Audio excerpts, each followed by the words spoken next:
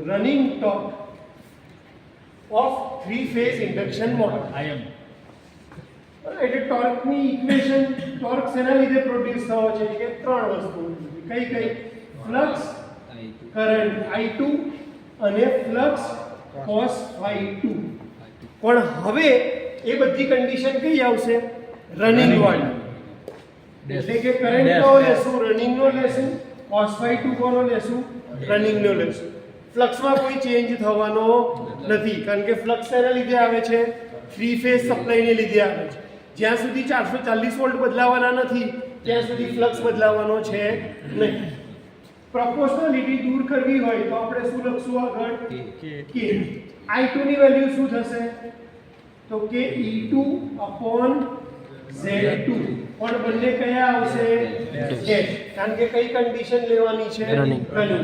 એવી જ રીતે cos ∅2 ની વેલ્યુ શું થશે? તો કે R2 upon Z2 કયા? ડેશ. એટલે ટોર્કની ઇક્વેશન શું થશે? તો કે k ટાઈમ્સ અહીંયા phi એ કરી દો, k ટાઈમ્સ phi. E2 ની જગ્યાએ શું લખશું? પેલું આપણે S સ્લીપ SE2. અને R2 તમારો કેવો રહેશે? as ડિવાઇડેડ બાય શું લખશું આપણે?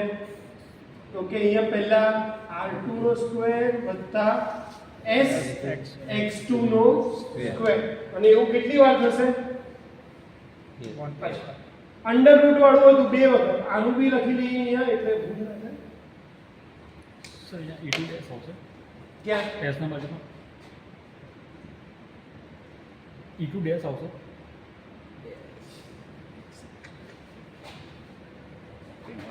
આ જે E2 ડેશ હતો એ જ શેના ઉપરથી આવ્યો હતો?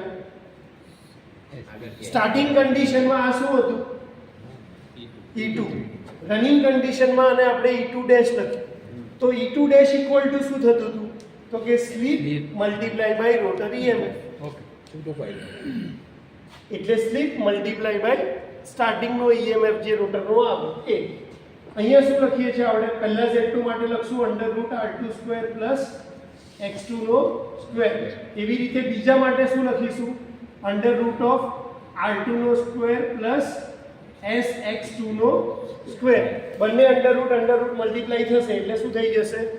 R2 નો સ્ક્વેર વત્તા sx2 નો સ્ક્વેર